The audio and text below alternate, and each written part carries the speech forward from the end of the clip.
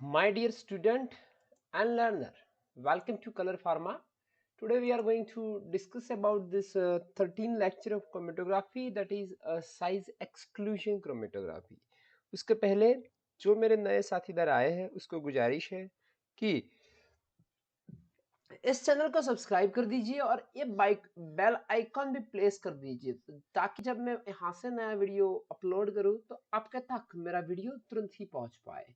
तो देखते हैं क्या है साइज एक्सक्लूजन क्रोमेटोग्राफी। तो वर्ड साइज एक्सक्लूजन क्रोमेटोग्राफी, उसको साइज एक्सक्लूजन क्रोमेटोग्राफी भी बुला करते हैं। तो उसमें क्या होता है कि the separation is basically based on a size. हमने HPLC में देखा था कि पार्टीशन और एड्सॉर्प्शन उसके प्रिंसिपल थे, यहाँ पे उसका प्रिंसिपल साइज है, जिसकी जितनी साइज डिपेंडिंग ऑन दैट ये सेपरेशन होगा। देखो हम घर पे जो सीव करते हैं ना, उसके बेसिस पे काम करता है। It is indirectly related to molecular mass. Size जितनी बड़ी होगी उसका इतना मोलिकुलर मास बड़ा ही होगा। तो हम इनडायरेक्टली बोल सकते हैं कि it's depend on a molecular masses. तो उसमें स्टेशनरी फेज क्या होगा? स्टेशनरी फेज पे ज्यादातर हमें ऐसा स्टेशनरी फेज फाइंड करना है कि जो स्टेशनरी फेज में हमें पोर मिला करे। देखो ये पोर है, ये हमारा पोर सा आप ढूंढ लीजिए, क्योंकि देखो आपने सीव देखी होगी तो सीव में थोड़े थोड़े बहुत पोर होते हैं। तो ये जो पोर होते हैं वहां से क्या होगा कि हमारा मोलिक्यूल जो स्मॉल साइज का होगा, वो स्मॉल साइज का मोलिक्यूल यहाँ से डिफ्यूज होकर निकल जाएगा। So it's depend on a size. Pore की साइज मोलिक्यूल्स के साइज से बड़ी होगी तो मोलिक्यूल निकल पाएगा, वरना वो रिटेन्ड होगा। सो एप्लीकेशंस में क्या है कि सेपरेट नेचुरल मैक्रोमोलेक्यूल, ये ज्यादातर किस में यूज होता है? मैक्रोमोलेक्यूल को सेपरेट करने के लिए, क्योंकि मैक्रोमोलेक्यूल आप देखो तो प्रोटीन होते हैं, पेप्टाइड्स होते हैं, ऐसे जो लॉन्ग चेन वाले होते हैं ना, उसको सेपरेशंस के लिए ये ज्यादातर यूज होती है। और the products are mixture of different masses. अगर आपके पास ऐसा है कि मास डिफरेंस है, देखो कि हमारे पास घर पे चाय और शुगर मिक्स होती है तो उसके लिए हमें सीव से जल्दी से नहीं हो पाता। पर आप देख लीजिए कि गेहूं और मक्की और मेज, ये दोनों मिक्स हो जाते हैं, उसके साइज में ज्यादातर डिफरेंस होता है। साइज में डिफरेंस है इसलिए मास में डिफरेंस होगा ही होगा, तो वो सेपरेट करना इजी होता है बेस्ड साइज एक्सक्लूजन क्रोमेटोग्राफी। तो प्रिंसिपल ये है कि is based on the ability of the sample molecule. ये जो सैंपल मोलिक्यूल है हमारे प्रोटीन और पेप्टाइड्स और मोलिक्यूल्स, वो पेनिट्रेट होते हैं, that penetrate into the highly porous, ये पोरस जो बेड होते हैं उसमें से पेनिट्रेट होके निकलते हैं। तो उसमें सेपरेशन कैसे होता है? ये सेपरेशन इसीलिए ही प्रोड्यूस होता है कि वहां पे डिफरेंट डिग्री ऑफ पेनिट्रेशन होता है। देखो सेम डिग्री ऑफ पेनिट्रेशन होगा, सेम डिग्री से वो अंदर जाएंगे, तो we are not getting the separation. But इसमें क्या होता है कि कोई ज्यादा पेनिट्रेट होता है, कोई कम पेनिट्रेट होता है, इसीलिए इसमें हमें सेपरेशन मिलता है। हमारे पास स्मॉलर वेट के मोलिक्यूल हो गए are slow in the progression in the column. Column में वो धीरे धीरे चलेंगे। ऐसा क्यों होता है वो मैं आपको बताता हूँ कि स्मॉल मोलिक्यूल कैसा क्यों ऐसा होता है। क्योंकि small molecule they enter into the stagnant mobile phase. मैं आपको फिगर में भी बताने वाला हूँ। ये जो मोबाइल फेज आप देख लीजिए कि स्टेशनरी फेज है, ये देखो ये स्टेशनरी फेज है इस तरह का शायद। तो अगर उसकी स्मॉल मोलिक्यूल जो होगा तो स्मॉल मोलिक्यूल यहाँ पे घुस जाएगा मोबाइल फेज के साथ, मोबाइल फेज के साथ यहाँ पे घुस जाएगा, तो उसको निकालने में बहुत दिक्कत हो जाएगी, बहुत देर लग जाएगी। ठीक है, इसीलिए स्मॉल मोलिक्यूल का पेनिट्रेशन कम होता है, वो बहुत ही इंपॉर्टेंट है हमारे लिए। फिर देखते हैं तो आगे यहाँ पे दो तरह के साइज एक्सक्लूजन क्रोमेटोग्राफी होती है। एक होता है जेल फिल्ट्रेशन और दूसरा होता है जेल परमिशन। जेल फिल्ट्रेशन में क्या होता है? Filtration philic. देखो इसमें हमारा जो स्टेशनरी फेज है वो हाइड्रोफिलिक होगा। हाइड्रोफिलिक मींस कि वाटर मोलिक्यूल हुआ करेगा। और जो हमारा जेल परमिशन होगा इसमें हमारा हाइड्रोफोबिक होगा। फोबिक होगा तो उसमें क्या होगा, molecules be mobile phase being non aqueous, इसमें हमारा मोबाइल फेस क्या हो जाएगा, नॉन एक्वायस। तो नॉन एक्वायस होने की वजह से इसमें हम सेपरेशन नॉन एक्वायस, इसमें मोबाइल फेस नॉन एक्वायस जैसे कि वाटर नहीं होता, पर इसमें मिथेनॉल, एसीटोनाइट्राइल वगैरह होता है। इसमें कंफ्यूजन होगा तो ये फिलिक और फिल्ट्रेशन ऐसे राइमिंग वर्ड्स जैसे है, तो वो आप याद रख दीजिए, philic and filtration, philic filtration. इसमें परमिएशन फोबिक, ये परफेक्ट पी है पर राइमिंग वर्ड्स नहीं है, तो फिलिक फिल्ट्रेशन ऐसा रखेंगे। देखो यहाँ पे मैंने एक दिखाने का अटेम्प्ट किया है, यहाँ पे 3 साइज के मोलिक्यूल है, एक बड़ा साइज का और एक स्मॉल साइज का। और आप यहाँ पे फिगर देखोगे तो देखो ये हमारा एक स्टेशनरी फेस का एक पार्टिकल है, तो उसमें ऐसा ऐसा पोरस होते हैं। तो ये जो छोटा पार्टिकल है ये ब्लैक कलर का, देखो ये इतना अंदर से पेनिट्रेट होके चलता है, तो उसको सेपरेट करने में बहुत ही दिक्कत लगेगी। और आप देखोगे तो ये बड़ी साइज के मोलिक्यूल, तो वो कैसे हो गए, वो पेनिट्रेट होते ही नहीं है, सीधे ही चलते हैं। इसीलिए तो रिटेंशन टाइम बड़े मोलिक्यूल का कम होगा और छोटे मोलिक्यूल का ज्यादा होगा, ये बहुत ही इंपॉर्टेंट है। यहाँ पे भी यही बताने का अटेम्प्ट किया है कि स्मॉल मोलिक्यूल होते हैं ना, उसका रिटेंशन टाइम ज्यादा होता है और उसको सेपरेट करने के लिए आपको वॉल्यूम भी ज्यादा देना होता है, ठीक है। और in case of larger molecule ये स्टेशनरी फेज में पेनिट्रेट नहीं होते, इसीलिए इसमें हमें बहुत ज्यादा दिक्कत नहीं होती और कम वॉल्यूम में भी सेपरेट हो चलते हैं। तो अभी स्टेशनरी फेज हमें कैसा लाना है, पोरस। तो पोरस किस में हो गए, जहां पोलीमर हो गए ना, तो वहां पे 2 मोनोमर अटैच हो गए, तो बीच में एक पोलीमर जैसा होगा।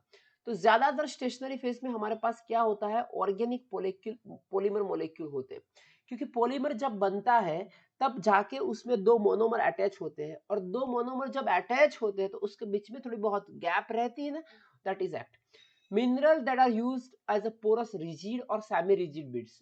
कई बार हमारे पास मिनरल्स भी यूज किया करते हैं, ये ऑर्गेनिक हो गया, ये इनऑर्गेनिक हो गया, तो उसमें पोरस रिजिड और सेमी रिजिड बिट्स भी होते हैं। और उसका साइज 3 to 10 नैनोमीटर्स हुआ करता है, 20। पोरस डायमीटर कितना होता है, देखो पोर्स डायमीटर ये हमारा एक पार्टिकल का है, ठीक है, इसमें ये हमारा पोर्स होगा, तो ये पोर्स का डायमीटर कितना होता है, तो पोर्स का डायमीटर 4 to 200 नैनोमीटर की रेंज होती है, क्योंकि वो साइज बहुत ही कम होगी, 4 to 200 नैनोमीटर की रेंज।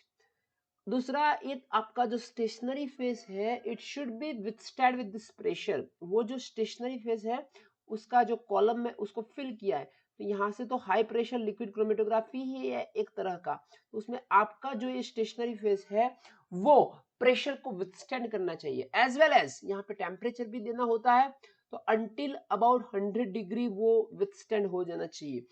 क्योंकि ज्यादातर पॉलीमर में यही दिक्कत होती है कि पॉलीमर विथस्टैंड नहीं होता पाता लॉन्ग टेम्परेचर पे, तो आपको आपके मोबाइल स्टेशनरी फेज को इस तरह मोल्ड करना है। Reduction in diameter of the particle is not preferable. अगर आप पार्टिकल्स देखो, ये स्टेशनरी फेज के पार्टिकल उसका साइज स्मॉल कर दोगे तो क्या होगा, तो उसमें इंटरस्टिशियल पैसेज कम हो जाएगी। ये हमारे क्या है, इंटरस्टिशियल पैसेज। इंटरस्टिशियल पैसेज कैसे होते हैं, देखो ये इसको इंटरस्टिशियल पैसेज बोलते हैं।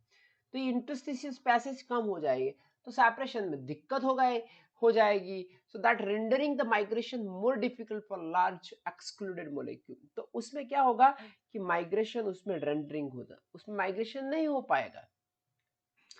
तो देखो यहाँ पे हमारे पास 2 तरह के थे, हम यहाँ फिर से देखते हैं, जेल परमिशन, जेल फिल्ट्रेशन।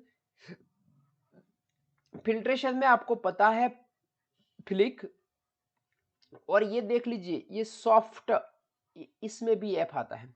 तो जेल फिल्ट्रेशन क्रोमेटोग्राफी को सॉफ्ट जेल क्रोमेटोग्राफी भी बोला करते हैं। फिर से बोलता हूं, सॉफ्ट जेल फिल्ट्रेशन क्रोमेटोग्राफी को सॉफ्ट जेल भी बोला करते हैं, और जेल परमिशन क्रोमेटोग्राफी को रिजिड जेल भी बोला करते हैं, ठीक है।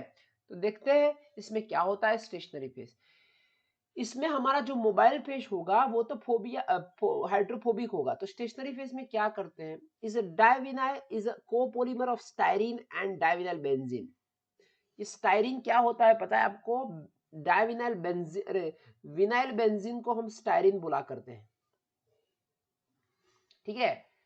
तो ये होता है। मोबाइल फेज में हमारा क्या लेना है, ऑर्गेनिक, ज्यादातर ये लोगों ने बताया है कि टेट्राहाइड्रोफुरान ले लीजिए, ये हुआ। अब हम जाके देखते हैं कि फिल्ट्रेशन में क्या होता है। Stationary phase must be hydrophilic, hydrophilic containing, okay, hydroxyl group होते हैं, सल्फोनिक ग्रुप होते हैं, वो लोग हाइड्रोफिलिसिटी प्रोवाइड करते हैं।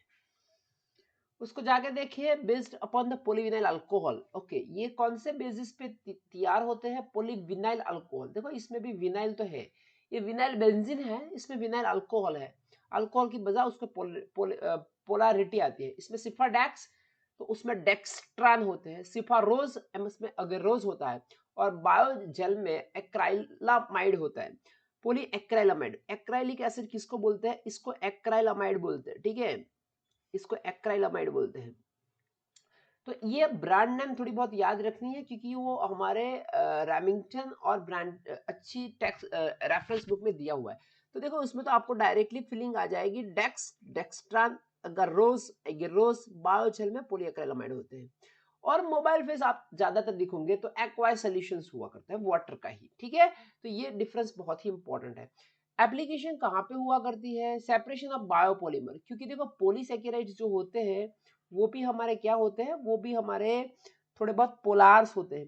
तो उसके सेपरेशन में वाटर सॉल्युबल बायोलॉजिकल मैक्रोमोलेक्यूल, जो वाटर में सॉल्युबल होते हैं, ऐसे बायोलॉजिकल मोलेक्यूल मींस के प्रोटीन, प्रोटीन मींस कि देखो सिंपली आप देखो ना, तो कार्बोहाइड्रेट और प्रोटीन के सेपरेशन के लिए फिल्ट्रेशन हुआ करता है, जेल फिल्ट्रेशन, ठीक है।